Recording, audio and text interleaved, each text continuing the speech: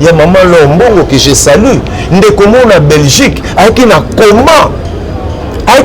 coma alani nzembo maman Lo oyemba obikisa soki nani na ngai boy je vois obikisa na mama wana nzembo wana nzembo maman Lo wana ebimisa maman na coma na poto mindele bakamo babi ça c'est non c'est dit jamais vu ce n'est pas possible je vois il y a maman Lo ya yemba je vois ici je voilà nzembo wana obikisa mwana na malade ya motema obikisa mabe nzembo wana esala ete mangana ya maman na plateau autant poto na Kinshasa je l'ai reçu sur mon plateau maman na témoigné le boko na nguya na nzambe na nzela na nzembo moko balomba maman Lo c'est yaka pona ko loba ba nzembo wana o ba yembaka surtout ba o bazali inspiré eza ko sala biso bolamu ezali ko pambola ezali ko sunga.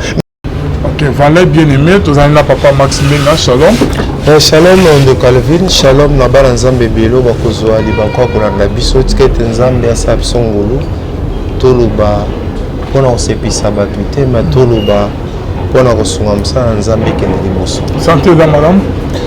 nauti kobela vraiment nzoto etongisamaki makasi mpenza mais nzambe asali ngulu petit à petit je reprends nzambe azwa lokumu. Ok, ça va, merci beaucoup papa Maximilien. Toto langana au vidéo moko réaction non par rapport à maloba ya pasteur Marcelo concernant ba message chrétien comment caché na bon. Non, notre c'était pasteur Marcelo, Jérémie Tonas à l'Obibia. Ah bon? À l'Obibia, moi je le soutiens. Pourquoi je le soutiens? Constat le pasteur Marcelo a sali, ils a constat on a peine à sali yango. Ils ont salama wa mingi. Ils ont remarqué le musique chrétienne saveur, ils ont les sociétés. Cop, business, du lucre. Et continue na katina na itonga na nzambe. Je n'ai jamais vu un pasteur où va bien que nous côté eska songoro pakala pasteur a conditionné. Et en tout cas sincèrement tous en a musalo évangélisation par les médias des années. Maintenant au moins te pasteur va bien que nous côté abino ngai pasteur ko caché nanga za $2000 caché nanga $3000. Je n'ai jamais vu un pasteur. Mais qu'est-ce qui fait que la mission chrétienne lelo et vous mettez ici pour l'été ils ont business na kombo Yesu cop na kombo Yesu taba caché bazo senga église au présent ils ont la bible na makala on a $2000 wapi on a $2000 puisque ça l'église oyo parfois $100 au mabundiza problème mais tant yo bengi mais tant yo pc $2000 au senga $2000 ya caché mais on zongo wapi. Nous ne disons pas que ce que bengi ndeko a ko prester a ko pambola nzambe na itongo zali ko kamba aya que ofela zonga pe ofela mais non aza ba musicien aza toute une équipe qui l'accompagne et c'est un transport et c'est un peu encouragement mais batika encouragement wana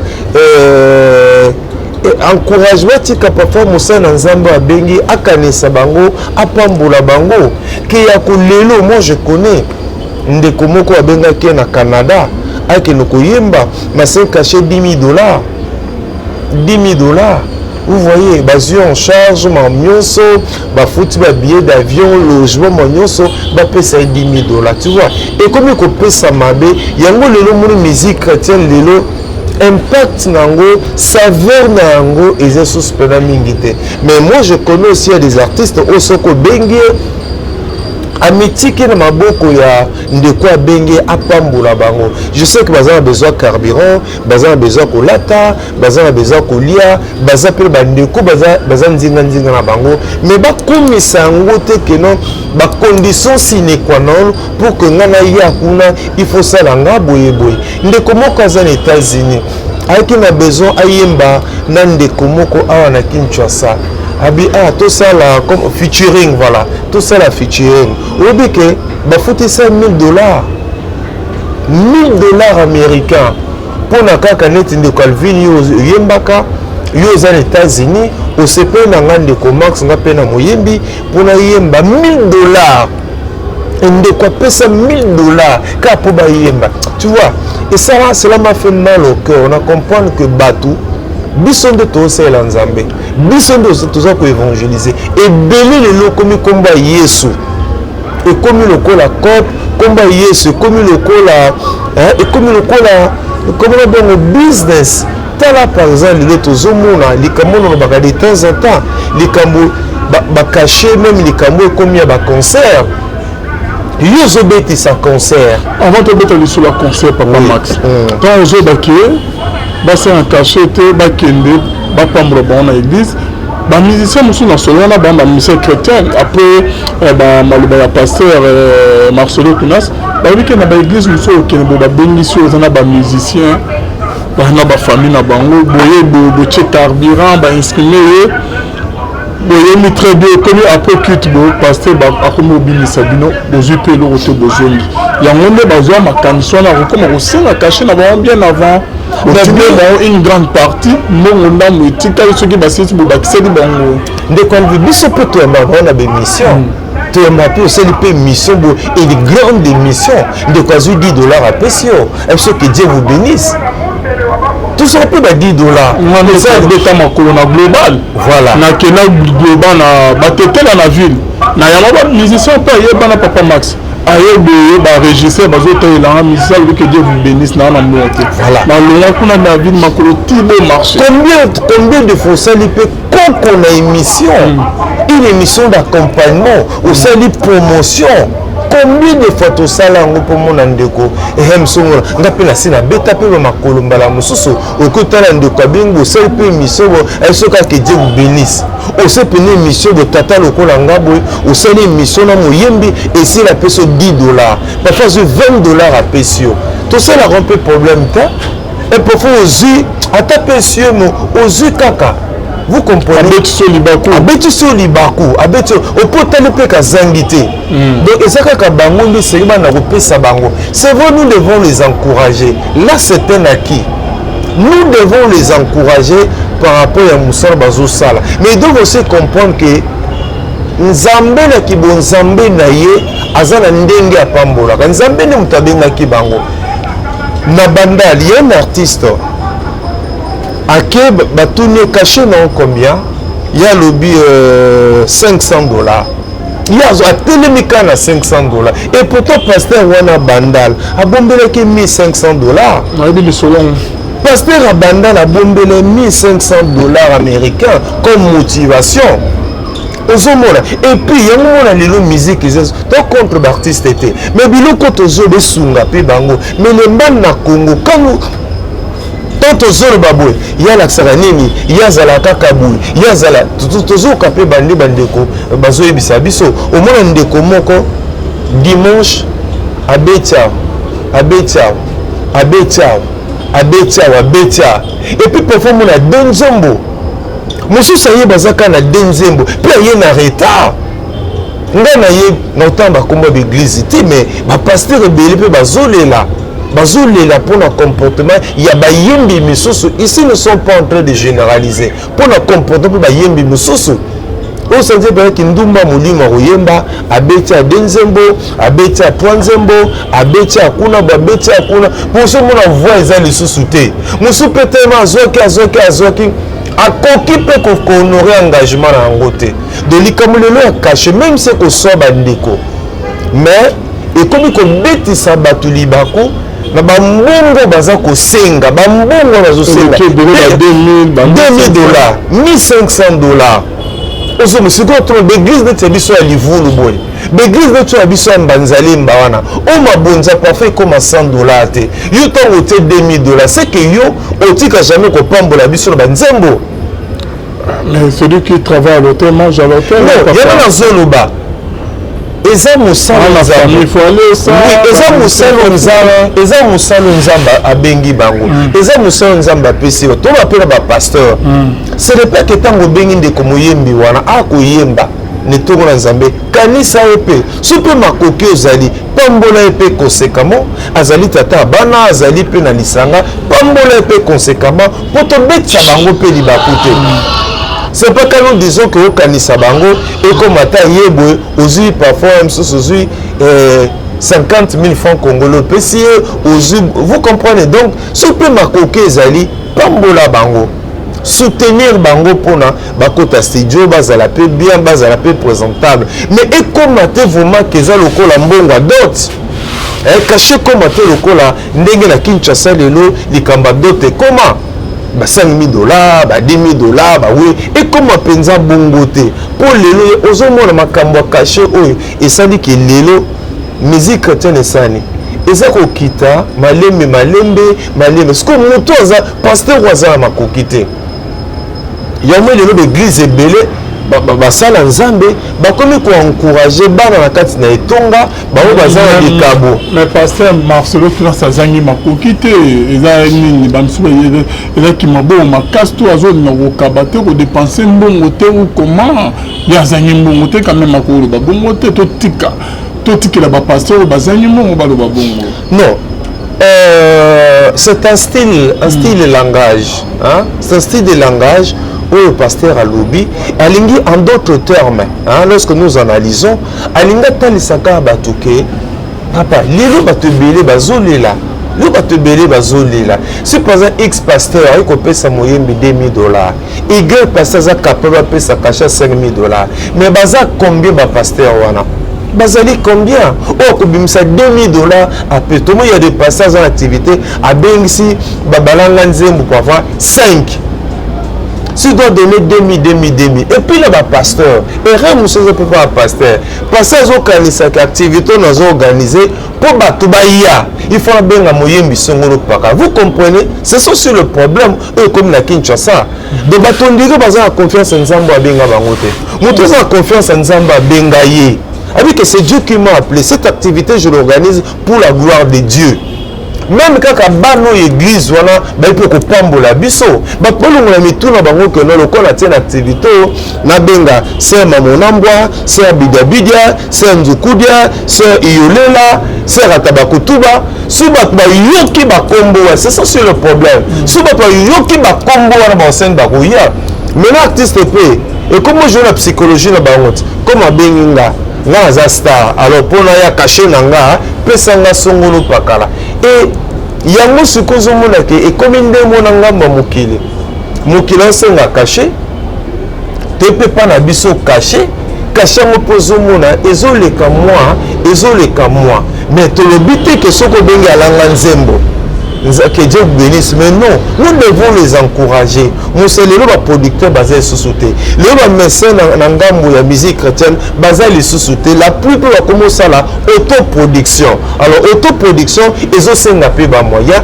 nous devons les encourager mais bango peut pas comprendre été mutabenga bango ezali nzambe lorsqu'il demande on se ba cacher ba yeba pe hein ba yeba pe ko sala na boye longo bani pe comme un peu occasion de chitité pour ma pasteur. Quand vous voyez les hommes de Dieu commencer à se plaindre comme ça, c'est que baza pe bato ba yoki pe mingi ba plainte za pe belé ezana Kinshasa ezana na poto ba plainte za pe belé likambo ya caché au lelo donc bato musu pe atali caché combien te na oyate eza bato pe ba boya à cause ya montant ou ba proposer bango. Il y a des gens qui ont dit non plutôt par rapport à mon statut, par rapport à mon rang, à proposer autant aucune dété. Je ne suis pas hier, ma bête Denzembo, un rendez-vous, je n'ai pas pour la Denzembo. Il y a beaucoup de Denzembo, il y a Denzembo. Parce que déjà, quand tu te dis, Denzembo, comment Zamba au sala? Ya wenze mbetaka lokwa makelela wenze moye bato babongo la mité mizate banzembo on a débit et que yoki bazolela bambongoma ba témoignage des belé nga na poso témoignage na zongela kango ya maman Lombongo que je salue ndeko mona Belgique aki na koma ala nzembo maman Lo oyemba obikisa soki nani na ngai boy. Je vois. Obiki sana mama wana nzembo wana nzembo ya mama lor wana ebimisa mama na koma na poto mindele bakamo babi ça c'est non c'est dit jamais vu ce n'est pas possible. Je vois il y a maman lomoro ya yemba je vois ici je vois voilà nzembo wana obekisa mwana na malade ya motema obekisa mabe nzembo wana esala ete mangana ya mama na plateau auta poto na Kinshasa je l'ai reçu sur mon plateau maman na témoigné le boko na nguya na nzambe na nzela na nzembo moko balomba maman lo c'est yoka pona ko loba ba nzembo wana o ba yembaka surtout ba o bazali inspiré eza ko sala biso bolamu ezali ko pambola ezali ko sunga mais to ke bato banaki na mulimo to ko sikisa na kibunzoto à cause on a besoin d'argent mbongo ezosunga biso mpola ta kitoko okendeki na ville te obi alléluia amen yeste mokondi yesu bapeso non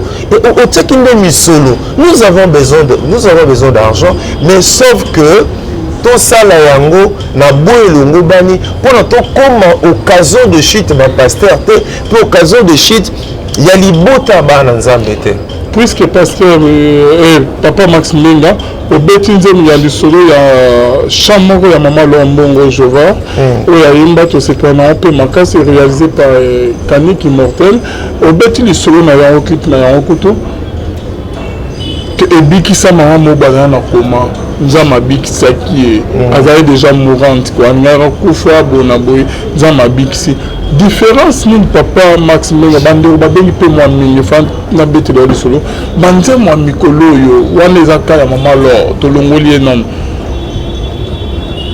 ba clip pas bien maloba bien bazola ta bien succès ba vie et belé mais eza sous na onction oyo ke banze mu ya kalizala te.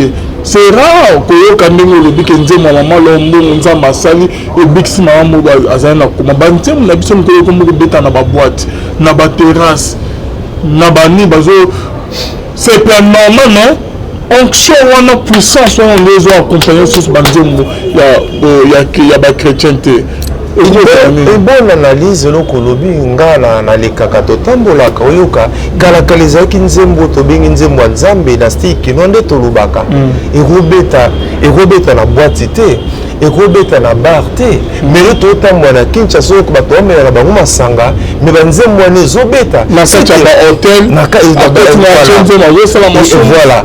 Donc, c'est un message, c'est une interpellation pour nous. Et là, ça, comme je l'ai dit au début, à l'Isolo, où était saveur.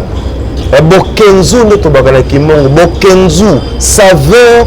La banzembo belé, ils pour nani. Ils appellent marche, ils appellent témoignage. Et belé, bah, na yesu. Et le bien, un couple pépé qui bat la bazan à poto, bah, bato belé, bah, memeli nzambe. Kaka mabunza betebele bemeli nzambe kaka mituka batebele bemeli nzambe kaka mulato me bazwi mitema na bango batiki yango na bandako yango na baka kokende église chaque dimanche ne fait pas de toi un chrétien. On n'est pas chrétien puisqu'on va à l'église chaque dimanche. On n'est pas chrétien puisqu'on donne les offrandes, la dîme et tout ça. Il y a un de ça la à la chrétienté. Quand on est en Antioche, et là où on a prononcé moi pour la première fois, ce sont les gens de l'extérieur. Tant bataba ou bazali chrétien pour nous bazali lokola Yesu. Lelo banzembo na biso pourquoi comme eza banzembo kapa. Donc kapa ni barobi kapa ngomba kapa na donc eza banzembo zo beta kaka nzoto yosuka apona nini.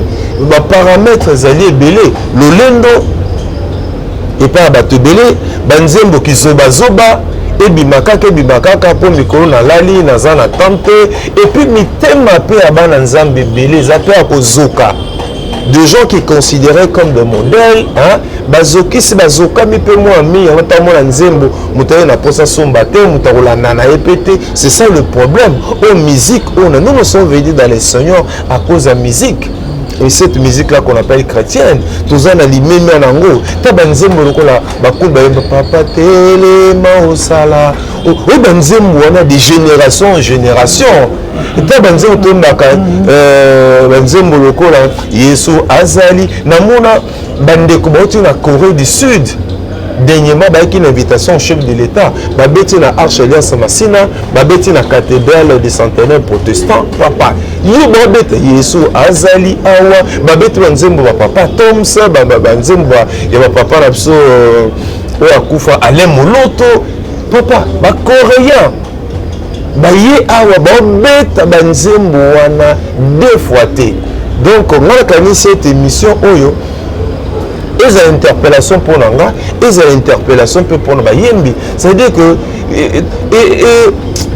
ne faisons pas des choses comme Baptiste et Angambouana, mais Nzembo Zala, Moutou Zala, ceux qui d'abord Nzembo Yomo Zana Vipe à Malungate, à tout bêtis Nzembo Zanango, Zanoka, et Zanoka le rôle là, et touti, hein, et touti awapé, et que produit va fruiter. Mais mitema abana Nzambi Bele, comme en 2020, 21, 22, Makambeleki mo belé et salami na milieu église, hein, na milieu église makambe belé salami, o mité bat ba yoki bat ba moni, mité ma bat esani zoki, yomo le musique chrétienne lelo.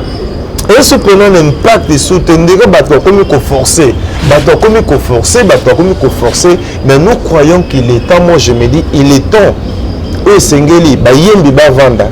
Biso ba chroniqueur chrétien to vanda nous qui les accompagnons to vanda to meka ko échanger to meka ko soto tala de part et d'autre ce que nous pouvons faire parce que biso to ba partenaire na bango incontournable ce que nous pouvons faire pour que musique oyo ezonge la saveur na yango ndenge zalaki. Merci beaucoup papa Max Menga, merci na Sijo oyo to beti lelo ya ba musicien chrétien question mo il fallait qu'il na tout noté. Bando babi que pasteur Marcelo a pendant que ça l'enrobé ça va musicien qu'on fout à bamba mbongo caché à pesi bon. Et pourquoi Malamoga qui a changé? Bon voilà ça pendant que ce qui a mon qui a m'a dit sous me fallait pas ça l'enrobé mon jamais ça qui était.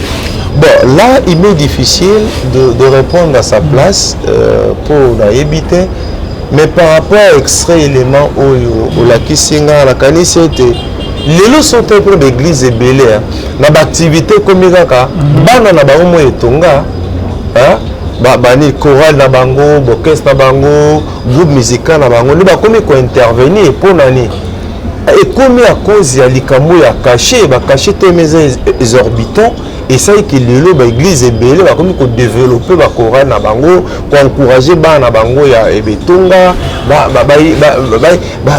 pombola biso pour otala non ben ça pour bateau s'il faut que je donne même 1000 3000 $, qu'organiser activité dans une église c'est pas aussi facile hein ba fiche ba banderole ba to ba roya parfois ba route mboka libanda s'il faut que je donne 2000 $ à l'artiste moko bozo mona et ça la paix et ça la moi koko ça la moi passe mais nous disons pas que ce que bengi ndeko a ko pambola biso banze mon église que Dieu vous bénisse mais là nous sommes contre to bango pour artiste peut ba batala ka ba que tant pesant difficile là très difficile et l'église union sur bazar na koki mon côté il y a des églises où on peut se cacher 5000 $ pasteur à PC on peut se prendre 1000 à PC hein mais mes sources même 200 $ à pas moi ça problème 200 $ ka ba pesa ils avaient mon pasteur azana nini ma bonze kota comme quitte sili botali pour faire 10 000 12 000 francs congolais ce qu'on a 200 300 500 pesa yo ils ont des problèmes. Donc moi quand c'était si réellement si tout ça là comme ils le disent eux-mêmes to yemba kapona ko évangéliser pour la salir ba âme ba me camper ko revoir problème ya caché hein ezalo comme o que passer à pesi hein ezala epenza et nyokola ete super moto na nzambe omone te nzamba convaincre yo o soutenir moyembi wana papa ba moyen pesa et rozala pe lipamboli mais eza penza te que non hein ngaba yembi mususu benge abi yo ça nini okanisa biso bazala bango pe belé na Kinshasa et moi je connais des chanteurs je connais ba yembi azaki o benge abi papa to ya na biso o nzamba tia ke o sa no pambola biso mais to yemba lobete o nzamba tia cœur topesa bango mpe kaka bakimpoaka te topesa bango mpe kaka loba vraiment ke ezali te mais soki ezali toencourage bayembi na biso mpo so mpe baza sali te so mpe baza canga biso ka bata liboso tokolobela bango mabe. Merci beaucoup Papa Max. Et tu continues rapidement dans le soleil à des concerts parce que les musiciens belé bazo beta ba concert il y a offert des alisusté ba VIP ba standard au lobby parce que na kata yo maloba. Oui, et le Kowana non lemba lobango te je sais que les gens ne vont pas aimer. Mais ndeko Alvin kodaki ba ndeko ba expliquer biso sur le plan biblique. Standard azane VIP azane no utono kombo no kompeka mikolo yo organiser activité na obi concert journée de louange et d'adoration maintenant au tiers biso des catégories à bas prix droit d'entrée des catégories à bas prix au tiers par un standard 10 000 francs congolais VIP au tiers $20 papa standard on ozo benga zanani standard azanani. Donc, dans l'église, comme on a standard, dans l'église, comme on a VIP. Moi, je pense que ça, c'est une injure. Sincèrement, une activité de ces gens, on retient ma colonne. Une activité de ces gens. Et puis, on n'a pas connu le phénomène. Oh, Alvin. Tout le monde qui a voté. N'habitez ce que. Peut-être que les Kobalanda, est-ce que nous avons fait comme bongo. Mais si on est comme bongo, mais. Et les agneaux sont ça, on a pour tout on va vérifier si tel est le cas dans les bandes à Moka.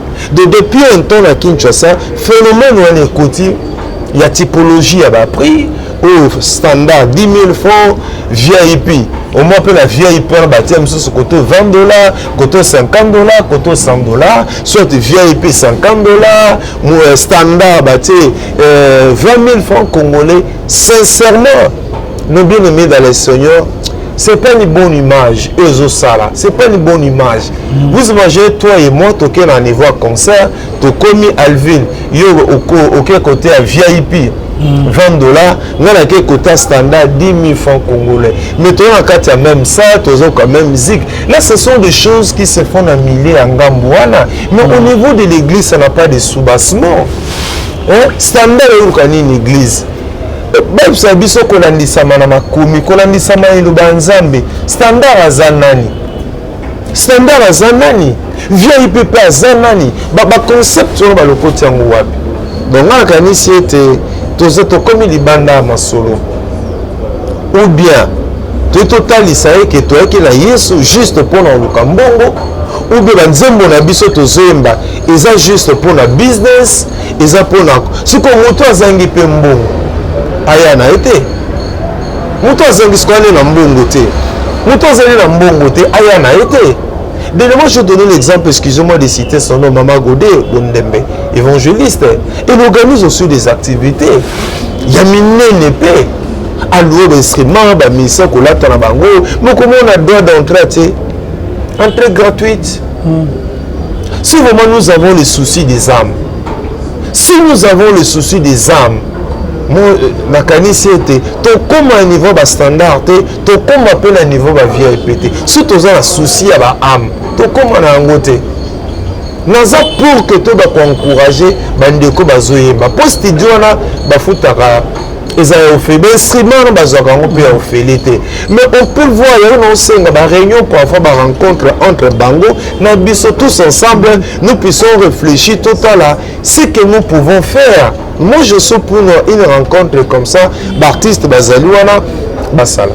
Merci beaucoup Papa Max Mbenga d'être venu. Tout ce qu'on a dit sur il y a Ophénina Boni bana kuna baza bien. Oui bana bazala que de Colvin. Nous faut malamu nzambe. Si on bonge koke forcé te. Obusa na banzala, obusa na bamakulu, obusa na matembele, obusa na tout nzambe bi ko sala batu bolamu. To forcé te. Tous aga lokola baku fidèle na poste, to continuer ko salela ye. Tout se comparer te na bayembi ya ngambu wana. Bango bazana ndenge na bango, lolenge na bango komona, biso pe tozana ndenge na biso komona. Biloko ba VIP, biloko ba standard, biloko ba caché moko ya likolo likolo papa, ndeko bengo senge $10 000. $10 000 à cacher. Hein papa? $3000 à cacher. Et puis c'est que on peut ça la passer comparer les leaders na bateau bazar simana bango. Ça c'est aussi un autre sujet à débattre. Est-ce que dit que le bien-aimé qui accompagne nos leaders, est-ce que dit que les mokolo il ne se retrouve pas? Ça c'est un sujet to boss la romba la mingi. Sur cette étude comparative entre par exemple bateau bazar, solistes, musiciens, ceux qui sont avec bateau ngambouana, comparé au bazar na biso. Au moment que ils allaient passer. Mais peut-être ça sera un sujet mbalasi mato mais campé. Tout le babouité que ça, bateau moi on va critiquer la chose. Non, nous encourageons ceux qui font du bon travail. Nous reconnaissons que bayembi na biso basali musa munene kati na mboka o ebele na bato bongo imité ba cause ba nzembo zomona oyo ebele moto zo ba pona nini pona que succès gloire avantage à mokilo yo elongo la biso l'essentiel. Ils ont déjà fait un grand travail. Ce sont des ambassadeurs, ce sont des gens ome ba konza mokili et sengi ba honorer bango. Tous les latika bango bakufa bayembi bakufa pour notre honorer bango, to célébrer bango. Ce sont des ambassadeurs de la paix. Na mboko nzaliza na mboko bafuta batu bien te na mboko muto sala lokola sala raté na mboko a chance loko pamba. Mais nos artistes là chrétiens bazui la biso message ya paix na nzela banzembo na bango doté mo basel musa munene ke ba chité mabe. Il y a un Bible qui vaut mieux la fin d'une chose que son commencement. Alors, la question de la Kinga, Moussa Tosala n'a orphelinat partage ton pas, Moussa le sait par la grâce de Dieu, et c'est mon anglaise à ma casse. Il y a comme on a été bana bazar en vacances, mais bah résultat bana bah réaliser l'école et PCBSO et Sengo. Et PCBSO et Sengo bah travailler mieux que les cabano bazar banda kuna biso, na bazar banda kuna yo. Tous on a bana mi balé l'orphelinat ou abîme la première de la classe. Nos deux enfants qui jadis c'était dans la rue. Balina balabala, babi va premier de la classe. Mon conseil 92%, mon conseil 75% premier de la classe. Tous en a moins en sali 84%, tous en bas bassé 76%, tous en bas bassé 68%, tous en bas bassé 77%. C'est-à-dire que bana basali ba exploit moko sur le plan scolaire. Et sali biso et sengo to comprendre que bano bazana balabala kati na bango ba talent ezali kati na bango ba potentialité ezali c'est juste un problème d'encadrement so ba kotana ba encadreur ya bien ba kotana bato ba lingi bango ba kotana bato bazo salisa bango okomona ba talent na bango ko exploser. C'est ce que nous sommes en train de vivre. Moi noyo aina balabala nzamba sali ngolu bozuye bolakise bolingo bolakise nzela nzambe bokotise classe et azobima na 92% de ye premier de la classe par rapport à bano bazoutre bandako bazana baboti na bango bazana banoko bazana batanti na bango ou bazana parfois kolia koleka bango. Pour nous nous bénissons l'Éternel. C'est la preuve que Nzambazana Bisso, c'est la preuve que Bana Baza bien encadré. Et merci à toi Alvin, puisque Yozali partenaire Mounou. Merci Père Bandeko Bazona Nabiso Bipai Nabipai, Obasungaka, la grande famille à Orphelinat partage ton pain avec celui qui a faim. Balembete, va continuer. Kosunga Banawana et Kosala Malam, puisqu'ils ont un avenir. Et ça, Moussala, de mon côté, c'est vrai, nous pouvons avoir la vision, mais vision sans provision, vision sans moyens, et surtout que nous, c'est le style les alliés, style Yana, Kouba, la carte, na libota, Bakouaz, la carte, mais ouais, na bonne année, pour la Kosunga. Mais si nous allons convaincre, nous allons simbi moté manayo, au regard de vos moyens, Nzambe a kozwa okumu bana bazana en vacances bientôt le 17 bazonge la classe et il y a beaucoup d'exigences. Je n'ai rien à commenter ba yebi biso ba continuer ko soutenir bana wana kozala isengomi, mais ce n'est pas facile kolia la scolarisation, la soins médicaux de Nyama, Kaponzam Bazana Biso, il y a des enfants qui étaient sérieusement malades, internés, heureusement qui va prier, n'a pas produit, Zambé à Tieloboko. Voilà un peu en résumé. Merci. La Bandeko Lingaka Biso, orphelinat partage ton pas avec celui qui a faim. Le 7 septembre, vous allez 3 ans. ça 3 ans il y a ministère, 3 ans depuis il y a implantation, il y a orphelinat partage ton pain avec celui qui a faim. Mais que te belé bazo la déception, te belé imiter mes oka, mais va comprendre que ça peut la bateau par la grâce de Dieu. Bazo bunda lisongi na nkolo ko sala musa ndenge ngobani. Moi si le tout ne pouvait dépendre que de moi, mais bakana ko tika. Pambaté, c'est un travail, parfois même la famille, dans ma famille, nous avons des problèmes. Les gens disent, mais comment mais ce sont les enfants que Dieu nous a donnés.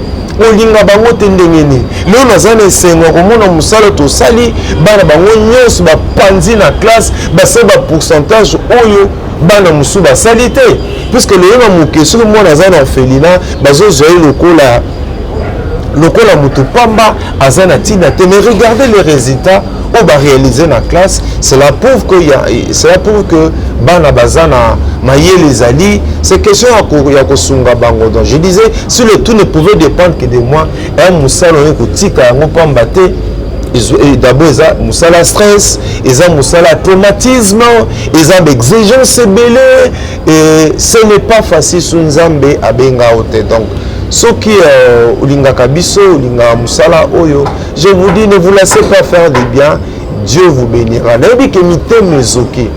Mais ba o ba ko visiter biso na orphelinat, partage ton pas avec celui qui a fait au batala la statue ba o deux ans ba de temps en temps, je crois que ils sont mieux placés.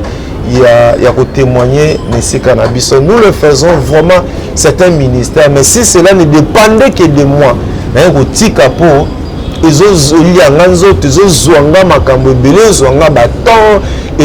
beaucoup de stress, de traumatisme, et ce n'est pas facile. Il faut encourager tout ça bien. Merci beaucoup Papa Max. Votre numéro de contact? Plus 243 89 64 80 627. Plus 243 89 64 80 627. Merci beaucoup d'être venu. Merci Nabino Nyonstubola na ebiso. Bonzambe na bonzambe Lola ezofuta simana to ya kuloka ke nzamba boto kwaye. Et ce soir, qu'on se retrouve à la prochaine page.